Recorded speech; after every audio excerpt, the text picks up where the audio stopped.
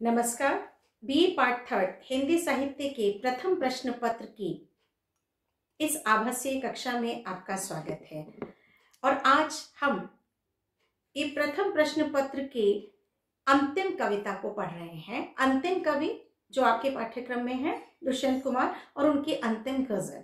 आज हमारा ये जो पहला प्रश्न पत्र है बीए पार्ट थर्ड हिंदी साहित्य का, इस कविता के साथ आज संपूर्ण हो रहा है आपका पाठ्यक्रम। मैं ये जरूर कहना चाहूंगी कि यदि आप इस संपूर्ण प्रथम प्रश्न पत्र से संबंधित किसी भी तरह की कोई शंका या कुछ भी शंका है या कोई कविता आप दोबारा पढ़ना चाहते हैं या कुछ भी आपके सवाल हैं, तो वो आप कमेंट बॉक्स में लिखें और जिससे मुझे पता चल सके कि मैं आपको फिर से कौन सी कविता पढ़ाऊं या आप अपने प्रथम प्रश्न से संबंधित किसी भी शंका का समाधान करवाना चाहें तो भी आप मुझे सूचित करें। अन्यथा ये जो हमारा प्रथम प्रश्न पत्र है ये आज इस कविता के साथ समाप्त हो रहा है। बाढ़ की संभावनाएं सामने हैं और नदियों के किनारे घर बने हैं। चीड़ वन में आंधियों की बात मत कर, इन दरख्तों के बहुत नाजुक तने हैं। हम इस तरह टूटे हुए चेहरे नहीं हैं जिस तरह टूटे हुए ये आईने हैं। आपके कालीन देखेंगे किसी दिन, इस समय तो पांव कीचड़ में सने हैं। जिस तरह चाहो बजाओ इस सभा में, हम नहीं है आदमी हम झुनझुने हैं। अब तड़पती सी गजल कोई सुनाए, हम सफर ऊंघे हुए हैं अनबने हैं। बाढ़ की संभावनाएं सामने हैं और नदियों के किनारे घर बने हैं।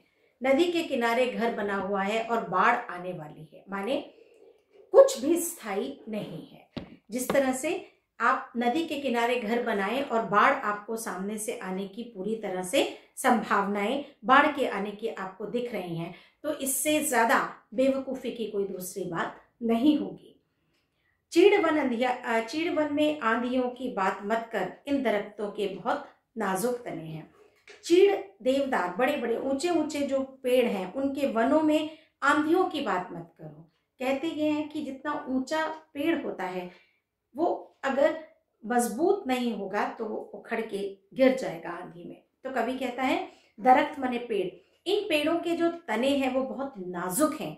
अगर यहाँ आंधी आ गई तो ये सब पेड़ गिर के नष्ट हो जाएंगे। इस तरह टूटे, यहाँ पर सारी बात व्यवस्था की है, यहाँ पर सारी बात सिद्धांतों की है, उसी पर रूपक कवि लिख रहे हैं। इस तरह टूटे हुए चेहरे नहीं है जिस तरह टूटे हुए ये आईने हैं। आईने माने शीशा, कांच, दर्पण।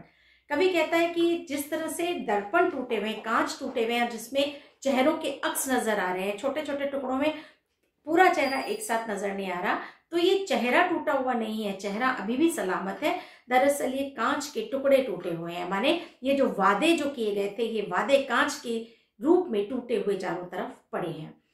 आपके कालीन देखेंगे किसी दिन, इस समय तो पांव कीचड़ में सने हैं। कवि कहता है कि सरकार जो लुभावने योजनाएं या लुभावने वादे या लुभावनी बातें जो बता रही है उसे कवि कालीन कहता है। कवि कहता है कि आप जिन कालीनों को देखने की बात कर रहे हैं, आप जिन लुभावनी चीजों को, लुभावनी योजनाओं या बातों को हमें समझाने का प्रयास कर रहे हैं, वो हम फिर कभी देखेंगे।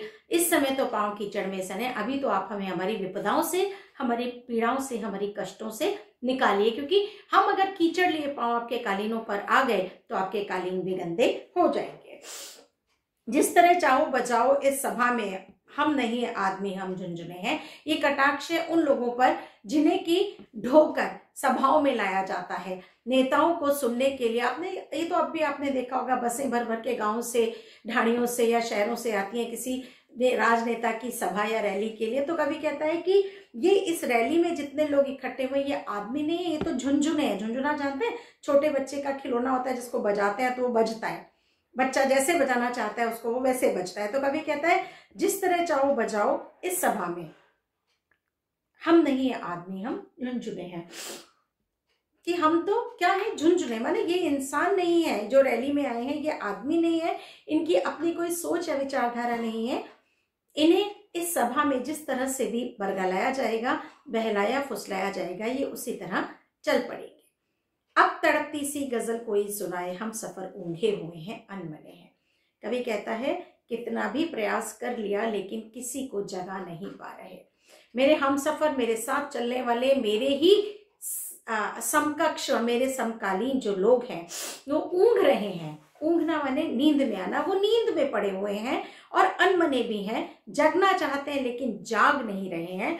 तो कोई तड़पती सी गजल सुनाई जाए, कुछ ऐसा लिखा जाए, कुछ ऐसा कहा जाए जिससे कि इनकी अंतरात्मा तक वो बात पहुंचे और ये जग जाए, ये अपने अस्तित्व की लड़ाई स्वयं लड़ने आरंभ कर सके। धन्यवाद।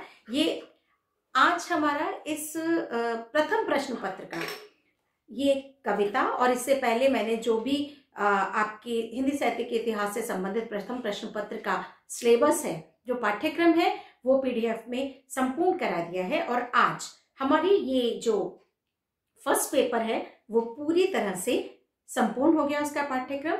आप परीक्षा के हिसाब से इसकी तैयारी भी करें, और यदि आपको कोई शंका है, आप कुछ पूछना चाहते हैं, कुछ कहना चाहते हैं, तो आप कृपया मुझे किसी भी स्थान पे सूचित कर सकते हैं।